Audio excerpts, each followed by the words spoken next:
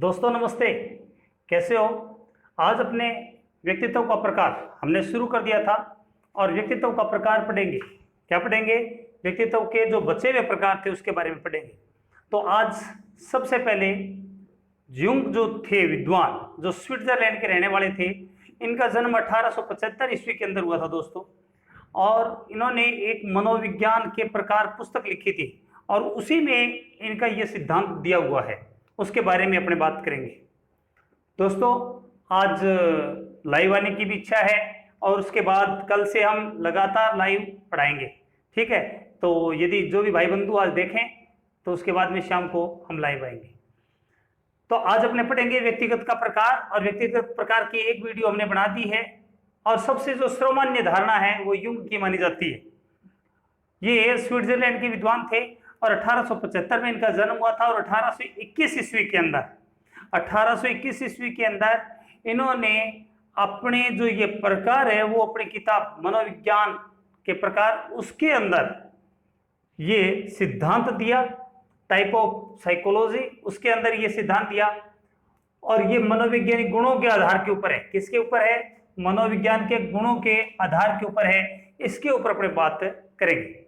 इन्होंने दो प्रकार बताए कि व्यक्ति दो प्रकार के होते हैं। कितने प्रकार के होते हैं? एक अंतर्मुखी होता है, दूसरा बाहरीमुखी। इस पर अपने बात करते हैं। वैसे मैंने सांकेतिक तौर से कुछ लिखा है, लेकिन सुनिए कि अंतर्मुखी कौन होते हैं दोस्तों। जेम्पू स्वभाव के होते हैं, ठीक। समाज के अंदर ज्यादा घुलना मिलना पसंद नहीं करते वो लोग, बातूनी भी कम होते हैं वो लोग, कल्पना के संसार में उड़ारी मारते हैं, अपनी समस्याओं को अपने दिल में सजोए रखते हैं, दूसरों के साथ शेयर नहीं करते हैं वो लोग। तो यानी कि ये जो व्यक्ति है बोलने की तुलना में लिखना पसंद अधिक करते हैं, बोलने की तुलना में लिखना पसंद करते हैं। तो जो लेखक हुए, उसके बाद के अंदर चिंतक हुए, बड़े बड़े वैज्ञानिक हुए, या आप बात करें जो बड़े बड़े उपन्यासकार हुए या संत महात्मा हुए, वो सारे के सारे आपको 60% अंतर्मुखी देखने को मिलेंगे, क्योंकि वो अपने विचारों को अपने अंदर ही और कल्पना के संसार में ज्यादा भरोसा रखते हैं। ये लोग समाज से घुलते मिलते नहीं है, अपने दुख दर्द को बांटना भी पसंद नहीं करते, एक हाथ की बात दूसरे हाथ तक नहीं जाने देते। जेम्पू होते हैं कल्पना का संसार, आत्म केंद्रित। आत्म केंद्रित का मतलब अपने ऊपर ही फोकस ज्यादा रखते हैं, अपने आप के ऊपर जल्दी विचार करते हैं, आवेश में भी जल्दी आ जाते हैं और ठंडे भी जल्दी हो जाते हैं ये लोग। जो चीज होती है बाहरी भौतिकवादी संसार है उसके बारे में थोड़ा सा कम जुड़ते हैं।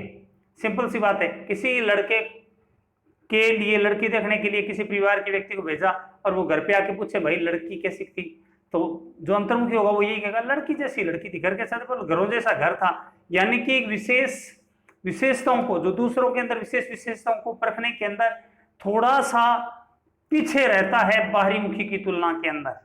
अब उसके बाद में कहता है बाहरीमुखी क्या होते हैं। बाहरीमुखी होते हैं दोस्तों दूसरों की प्रशंसा करने वाले, यथार्थवादी। क्या होते हैं? यथार्थवादी, दूसरों की प्रशंसा करने वाले, दूसरों की खुलकर प्रशंसा करते हैं, बोलने वाले, नेता, व्यापारी इसी श्रेणी में आते हैं।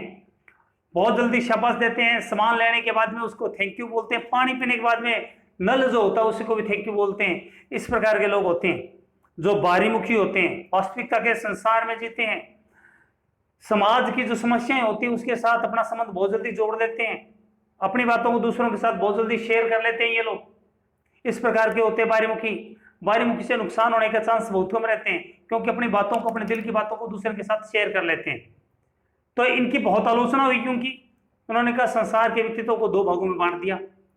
बोला कि कोई भी व्यक्ति जिसमें अंतर्मुखी है लेकिन उसमें बाहरीमुखी के गुण होते हैं, बाहरीमुखी में अंतर्मुखी के गुण होते हैं। कोई भी व्यक्ति संसार की कोई भी बात, सारी 100% बात दूसरे को कभी नहीं बताता, इसीलिए अंतर्मुखी गुण भी कुछ न कुछ अंश में रहते हैं। तो इन्होंने इन दो वर्गों को आगे चल के चिंतन, भावना, संवेदना, अंतर्दृष्टि उपवर्गों में बांटा। बहुत इंपॉर्टेंट प्रश्न है। युंग ने दो प्रकार को आगे कितने भागों में बांटा? 4 प्रकार में। इन दो वर्गों को चिंतन में, भावना की दृष्टि से, संवेदना, अंतर्दृष्टि उपवर्गों में बांट दिया। इनकी आलोचना हुई। आगे चल के जो अन्य मनोवैज्ञानिक थे उन्होंने एक और प्रकार दे दिया, उभयमुखी प्रकार। कौन सा प्रकार दे दिया? मुखी प्रकार। कौन सा प्रकार दे दिया? उभयमुखी प्रकार इन्होंने दे दिया। जो उभयमुखी का मतलब ये होता है जिसमें दोनों के गुण मौजूद रहते हो। क्या रहते हो? जिसके अंदर दोनों के गुण मौजूद रहते हो। किसके? अंतर्मुखी के और बाहरीमुखी दोनों के गुण मौजूद रहते हैं, वो उभयमुखी कहलाते हैं, जो आगे चल के अन्य मनोवैज्ञानिकों ने ये गुण प्रदान किए। तो दोस्तों एक बार आप स्क्रीनशॉट ले लें, फिर उसके बाद में आगे बढ़ते हैं।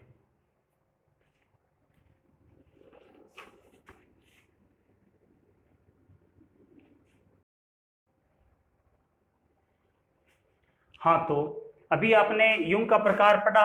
अब उसके बाद में अपने स्प्रेंगर का प्रकार पढ़ेंगे। स्प्रेंगर ने समाजशास्त्रीय प्रकार बताया कि व्यक्ति के कार्यों और स्थिति के आधार पर इन्होंने 6 प्रकार में बांटा है। किसने? स्प्रेंगर ने समाजशास्त्रीय प्रकार व्यक्ति के कार्य और स्थिति के आधार पे। इनकी किताब थी टाइप ऑफ मीन। ये इनकी पुस्तक है। क्या चीज है ये इनकी पुस्तक है टाइप ऑफ मीन। इसी पुस्तक के अंदर ये चीज दी हुई है। समाजशास्त्रीय जो प्रकार है, इन्होंने 6 प्रकार बांटा है दोस्तों। और 6 प्रकार कौन से हैं इस पर बात करते हैं। सबसे पहले सैद्धांतिक प्रकार, जिसको थ्योरेटिकल पार्ट कहते हैं, थ्योरेटिकल टाइप कहते हैं, सैद्धांतिक प्रकार। आपने सुना होगा कि जो कई लोग अपने सिद्धांतों के पक्के होते हैं, जैसे मान लो कि एक जज है और उसका बेटा उसके सामने आ जाता है और न्याय करते वक्त वो बिल्कुल हिचकिचाता नहीं है और वो सही न्याय प्रदान करता है, जज जो है, तो उसको बोलते हैं सैद्धांतिक प्रकार। जो अपने सिद्धांतों का पक्का हो, ये ईश्वर पर भरोसा रखने वाला होता है, प्रकृति पर भरोसा रखने वाला है, अपने इरादों से टस से मस नहीं होता है, नियमों का पक्का होता है। जैसे मंदिर का पुजारी होता है, वो बड़ा सिद्धांतों का पक्का होता है, सही टाइम पर उठता है, सही समय पर सोता है और अपने किसी भी प्रकार के नियमों से छेड़छाड़ नहीं करता। और जो सिद्धांतों के पक्के होते हैं, उनके मार्ग में बहुत सारी बाधा आती है, लेकिन वो कभी भी अपनी बाधाओं से मुंह नहीं मोड़ते, कभी भी अपनी बाधाओं से मुंह नहीं मोड़ते हैं। सिद्धांतिक प्रकार के आदमी, भगवान राम जो थे वो सैद्धांतिक प्रकार के आदमी थे, अपने सिद्धांतों से मुंह नहीं मोड़ा। 14 साल के वनवास के लिए जब गए थे तो भारत उनको वापस लाने के लिए गए, लेकिन वो वापस नहीं आए। कहा कि पिता की आज्ञा को मैं पूर्ण करके ही आऊंगा। अपने सिद्धांतों से नहीं हटे बिल्कुल भी। और राम राज्य की स्थापना भी सिद्धांतों के आधार पर ही हुई थी। और गांधी जी भी सिद्धांतों के पक्के थे, सत्य और अहिंसा का पालन करते हुए जान दे दी थी उन्होंने। तो सिद्धांतवादी जो व्यक्ति होते हैं, उनके मार्ग में कष्ट बहुत आते हैं, लेकिन बड़े महान होते हैं। दूसरे होते हैं आर्थिक दृष्टि, आर्थिक प्रकार, टाइप ऑफ इकोनॉमिक्स। यानी कि कहने का मतलब इस प्रकार के आदमी समाज के अंदर मिलनसार होते हैं, हंसमुख होते हैं, अपनी बातों से उल्लू सीधा करने वाले होते हैं और उसके बाद के अंदर स्वार्थी किस्म के होते हैं। पैसे ही मुख्य तवज्जो देते हैं, रुपयों को मुख्य तवज्जो देते हैं। जितने भी व्यापारी होते हैं, वाणिज्य होते हैं, धन के अंदर लालसा रखने वाले जो लोग होते हैं, वो आर्थिक प्रकार के होते हैं। ये रिश्तों के अंदर भी सबसे पहले अर्थ को ही तवज्जो देते हैं। आपने देखा होगा कई लड़कियां या कई प्रकार के लड़के जब अपने पार्टनर की स्थिति खराब हो जाती है तो उसको बीच मझधार में छोड़ के चले जाते हैं। ये भी वो आर्थिक प्रकार के होते हैं, मैंने कई बार ऐसा देखा है। उसके बाद में आर्थिक प्रकार के अंतर्गत बणिये जो होते हैं, वो भी आर्थिक प्रकार में, सारे बणियों को तो नहीं कह सकता, जो व्यापारी होते हैं विशेषकर वो लोग, वो अर्थ को ही महत्व देते हैं, लेकिन ये बाहरीमुखी भी होते हैं और मिलनसार भी होते हैं। तीसरा होता है सामाजिक प्रकार। सबसे बढ़िया प्रकार माना जाता है दोस्तों इनके स्प्रेंगर के अनुसार। जो सबसे बेस्ट प्रकार है वो कौन सा प्रकार है? Type of social.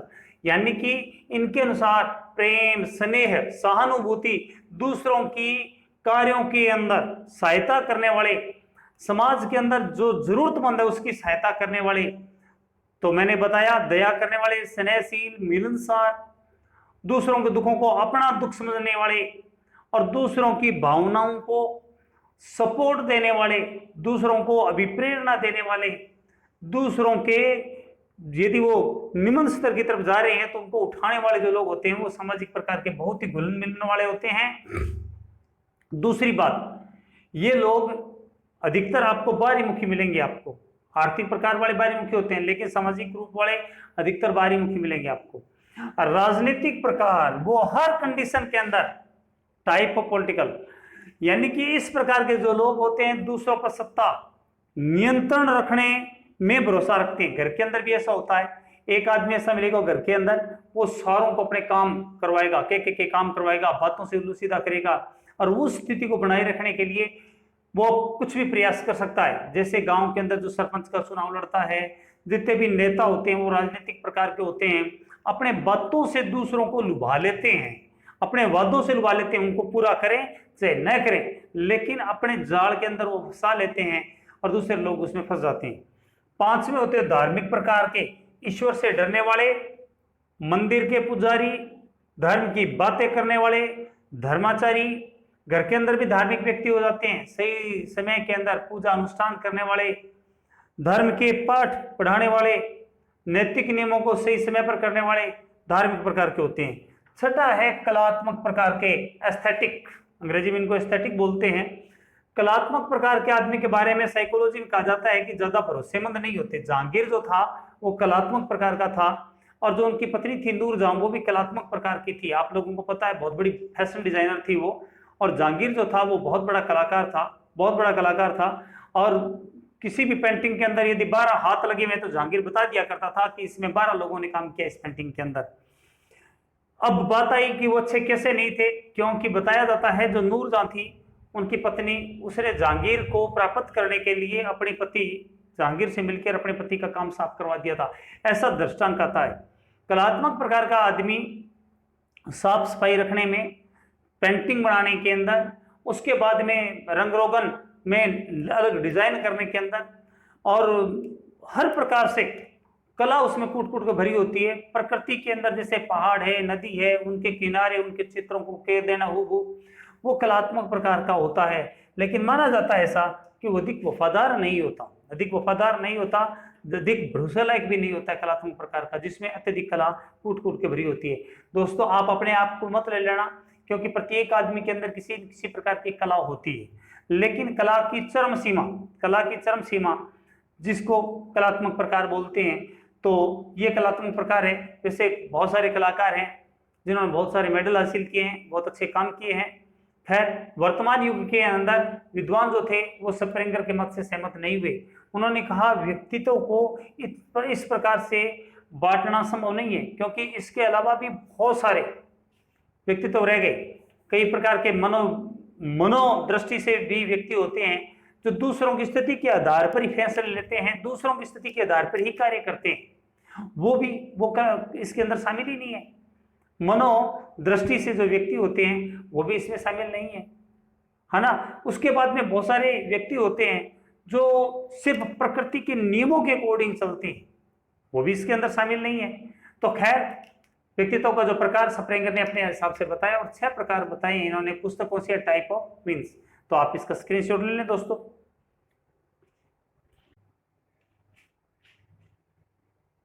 तो आगे अपने देखते हैं फ्रेड जो विद्वान हैं उन्होंने किस प्रकार के व्यक्तित्व के प्रकार को बांटा है। फ्रेड साहब ने 3 भागों में बांटा है। कितने भागों में बांटा है? 3 भागों में बांटा है, मौखिक, कठोर और प्रभावशील।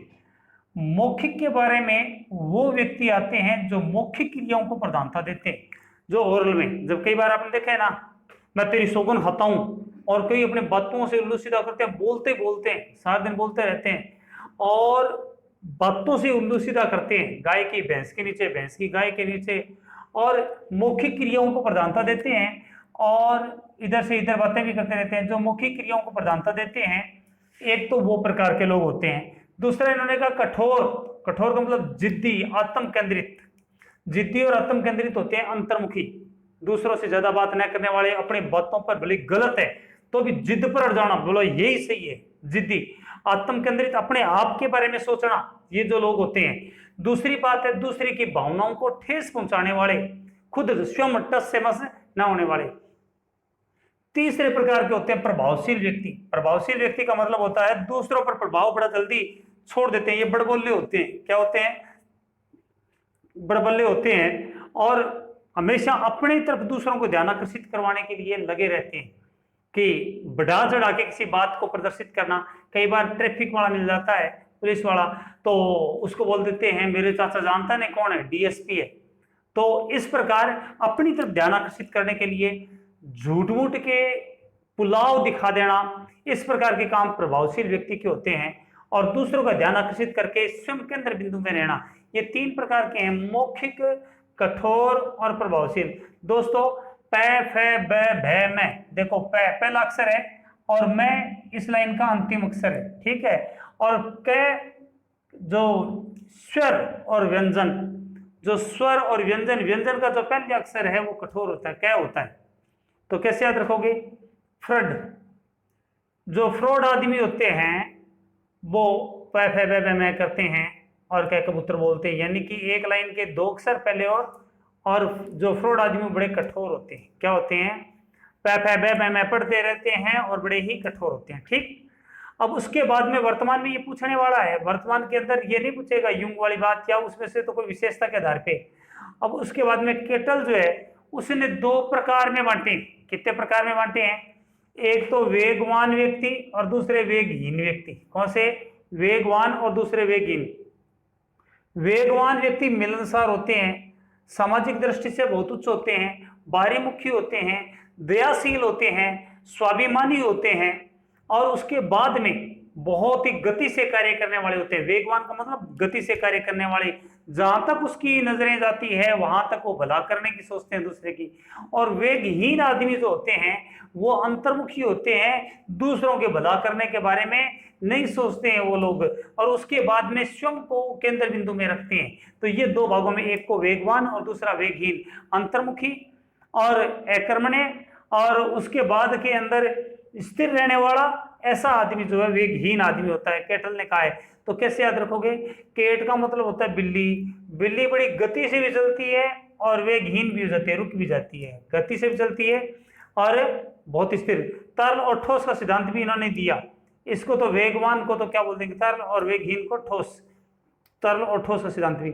उसके बाद में स्टीफेंसन के अनुसार, किसके अनुसार, स्टीफेंसन ने दो भागों में बांटा है। कितने भागों में, तो केट को तो दो भाग हो गए जी, जो बिल्ली होती है वो तीव्र गति से, वेग गति से भी चलती है और धीमे भी रह जाती है। और स्टीफेंसन जो है उन्होंने दो भागों में बांटा, प्रसारक और अप्रसारक।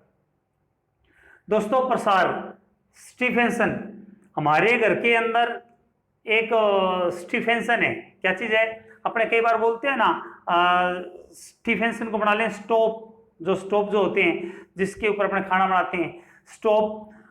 वो जो स्टोव होता है उसके ऊपर कोई भी चीज अपने गर्म करते हैं तो प्रसारित भी हो जाती है और कई बार अप्रसारित भी रहती है। तो कैसे याद रखोगे, प्रसारित के अंदर, प्रसारक किसको बोलते हैं, कोई भी आदमी काम तो कर लिया उसके बाद में भी दिमाग चलता रहता है। मान लो किसी आदमी के साथ झगड़ा हो गया तो 3 दिन तक वही बात दिमाग के अंदर चलती रहती है, काम कंप्लीट होने के बाद भी बातें दिमाग में घूमते रहना।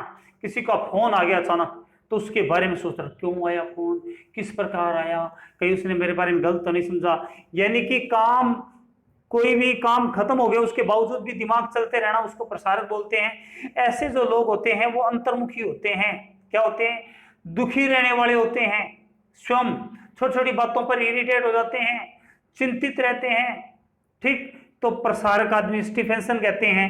दूसरा कहते हैं अप्रसारक, काम जैसे ही खत्म दिमाग का शटर डाउन, यानी कि जैसे ही दिमाग से काम खत्म हुआ दोस्तों उसके साथ ही बाहरी जो चीजें हैं उन पर सोचना वो बंद कर देते हैं, ज्यादा टेंशन नहीं लेते हैं वो। और उसके बाद देखते हैं कि जब कोई नया काम होगा जब उसके साथ देखते हैं, तो वो लोग होते हैं अप्रसारक होते हैं। क्या होते हैं, अप्रसारक। कौन कहते हैं, ये स्टीफेंसन। आप एक बार इसका स्क्रीनशॉट ले लें फिर आगे बढ़ते हैं।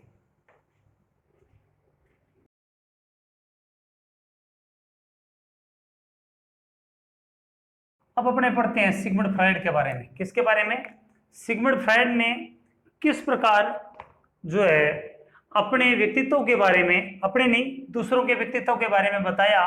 और इनका जो सिद्धांत है सिगमंड फ्रायड का, मनोविश्लेषणवाद का सिद्धांत दिया है, उसमें व्यक्तित्व को 3 तत्वों के आधार पर बांटा है इन्होंने। कौन कौन से, इड, ईगो और सुपर ईगो। इड को क्या कहा है, इदम। ईगो को क्या बोला है, अहम। और सुपर ईगो को क्या बोला है, परा अहम। ये 3 बात बोली है दोस्तों। जो इड है वो क्या होता है, सुनो।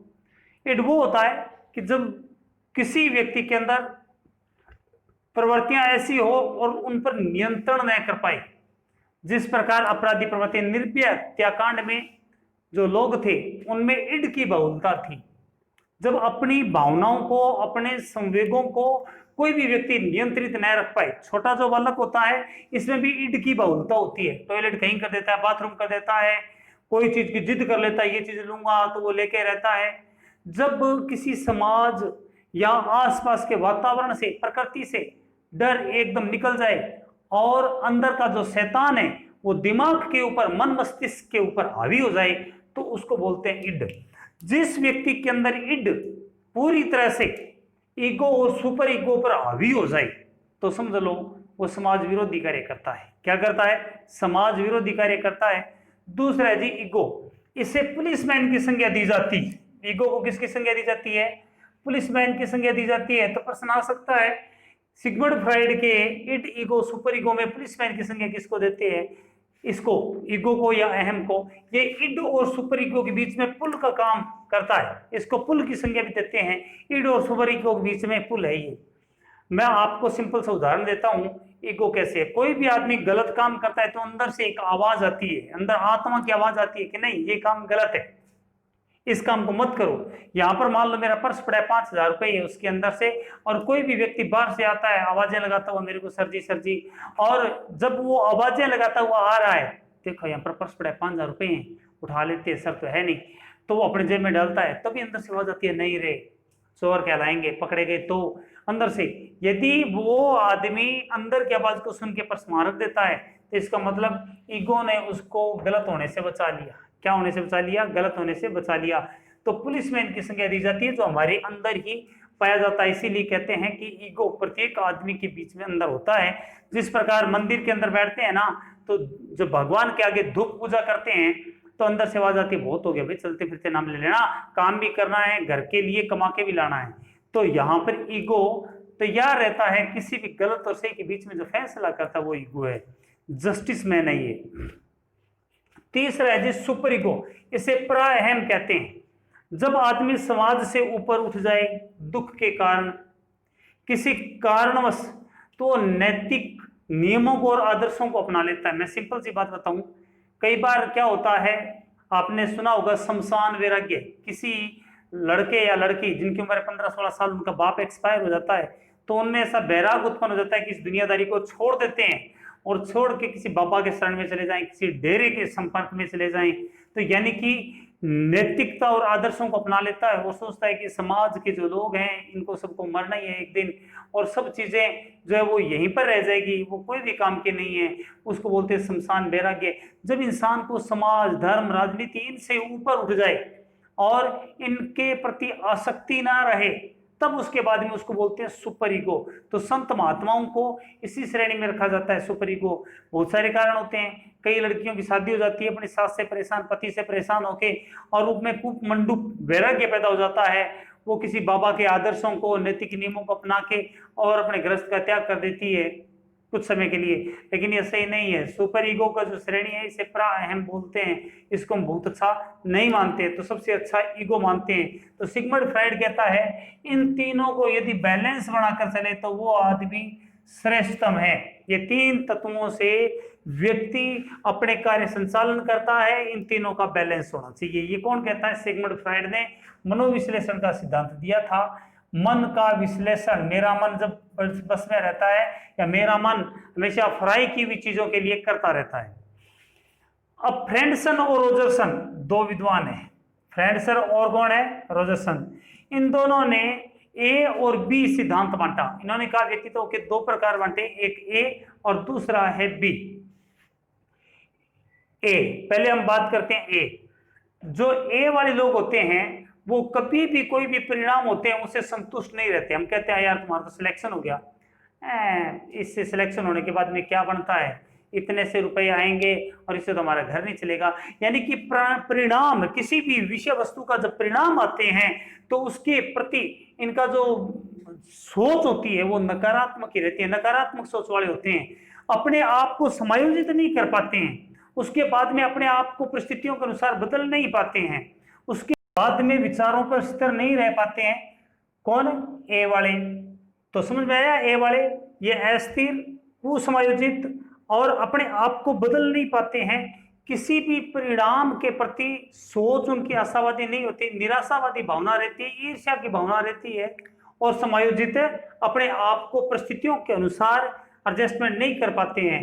अभिप्रेरणा का प्रभाव भी, यानी कि मोटिवेशन का प्रभाव भी इन पर कम होता है, क्योंकि दक्यानुसी विचारधारा और परंपरागत विचारधाराओं से बहुत अधिक ये जुड़े रहते हैं। जो रूढ़िवादी विचारधाराएं उनका त्याग नहीं कर पाते हैं, ए श्रेणी के जो लोग होते हैं, ये दब्बू प्रवृत्ति के भी होते हैं, मूडी स्वभाव के भी होते हैं, और समायोजित सबसे अधिक। तो बात ये इस पर ध्यान रखना है। दूसरी बात, परिणामों से संतुष्ट होने वाले ये नहीं होते, यानी कि सकारात्मक परिणाम होंगे फिर भी उसके प्रति उनकी जो सोच होती है वो सकारात्मक नहीं होती। किसकी? ए श्रेणी के जो लोगों की। बी श्रेणी के लोग ये बड़े समायोजित होते हैं और किसी भी कार्य को करने में समर्थ, फूस मिजाज और समायोजन करने वाले होते हैं, और किसी भी कार्य के परिणाम से संतुष्ट होने वाले होते हैं, कार्य के परिणामों से संतुष्ट होने वाले होते हैं, अपने आप को हर परिस्थिति में स्थिर रखते हैं, हर परिस्थितियों में ये स्थिर रखने का प्रयास करते हैं। तो फ्रेंडसन और रोजरमैन, मेरे फ्रेंड है वो रोजाना ABCD पढ़ते रहते हैं, और भी पढ़ते रहते हैं। कब? रोज, रोज से रोजरमैन। ठीक। अब उसके बाद में दोस्तों आयुर्वेद के अनुसार पे, आयुर्वेद आपको पता है वेद धन्वंतरी का था। किसका था? वेद धन्वंतरी का था। और विद्वानों ने आयुर्वेद के आधार पे 3 प्रकार बताए हैं, वात, पित्त और कफ। जिस व्यक्ति के अंदर वात द्रव्य की बहुलता रहती है वो चंचल, स्फूर्तिवान, प्रसन्नचित्त रहने वाले होते हैं। स्फूर्तिवान, हमेशा ऊर्जावान, दूसरों के मोटिवेशनल बातों से प्रभावित रहने वाले, प्रसन्नचित्त और चंचल प्रवृत्ति के बने रहते हैं, किसी भी कार्य को बहुत ही तीव्रता से करने की क्षमता रखते हैं, वात प्रवृत्ति के। दूसरा वित्त, पित्त जो होता है, पित्त, जिसके अंदर पित्त द्रव्य की बहुलता होती है, वो आनंद युक्त तो जरूर होते हैं, खुशमिजाज भी होते हैं, लेकिन शरीर में कमजोर सा महसूस रखते हैं, कमजोर सा महसूस रहते हैं, और जो शरीर है वो मस्तिष्क का पूर्ण तरह से साथ नहीं देता, दिमाग और दिल दोनों के बीच में डिफरेंस दिखाई देता रहता है। तीसरा है जी दोस्तों कफ प्रकार। इस प्रकार के लोग शांत होते हैं, आलसी स्वभाव के होते हैं, और शरीर के अंदर बहुत अधिक चंचलता, स्फूर्तिता नहीं रहते, उग्र हो जाते हैं, छोटी सी बात पर गुस्सा दिखाते हैं। ठीक। उसके बाद में भारतीय विद्वानों के अनुसार, भारतीय विद्वानों ने 3 भागों में बांटा है, राजसी, सात्विक और तामसी। इसको सिंपल सी भाषा में रजोगुण, सतोगुण और तमोगुण, ये 3 भागों में रखते हैं। कौन से? रजोगुण राजसी, तमोगुण से तामसी, और सतोगुण सात्विक, ये 3 प्रवृत्ति है। भारतीय जो मनोवैज्ञानिक है, जिन लोगों ने जो प्राचीन काल के अंदर महर्षि कणा थे, महर्षि कपिल, उन्होंने अपनी आश्रमों के अंदर तपस्या करने के बाद इन चीजों को दुनिया के सामने दर्शन के माध्यम से हमारे तक पहुंचाया, और हमने फिर दर्शन से इसको साइकोलॉजी में लेकर आए। तो सबसे पहले राजसी प्रवृत्ति की। दोस्तों अधिकतर लोग राजसी प्रवृत्ति के होते हैं, आप और मैं सभी लोग राजसी प्रवृत्ति के होते हैं, जिसमें चंचलता, कर्म की प्रधानता, उत्तेजना अधिक। उसके बाद में जो कर्म का क्षेत्र है, तो हमारे आसपास के कर्म के क्षेत्र के अंदर जो लोग लगे हुए हैं, कोई उद्योग धंधों में लगा हुआ है, कोई मजदूरी में लगा हुआ है, कोई किसान है, कोई बढ़िया है, और सभी में चंचलता आपको दिखाई है, अंग संचलन बहुत तीव्र होता है, और उत्तेजना बनी रहती है, और कार्य के प्रति सकारात्मक सोच रहती है, ये राजसी प्रवृत्ति के होते हैं।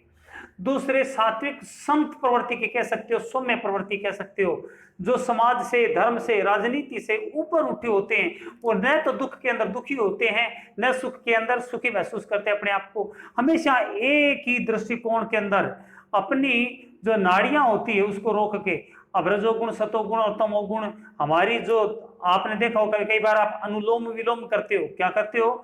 अनुलोम विलोम करते हो, तो हमारी या तो बाईं सुर चलती है, दाहिनी सुर चलती है, उसके आधार पे हमें पता चलता है हमारे में अब कौन सी सुर चल रही है। तो जो सात्विक प्रवृत्ति के लोग होते हैं वो हमेशा अच्छे गुणों से और ईश्वर के साथ तारतम्यता उनकी बनी रहती है, न तो दुख में दुखी होते हैं, न सुख के अंदर बहुत अधिक सुख का अनुभव करते हैं, ऊंच नीच इन सबसे ऊपर उठा हुआ महसूस करते हैं।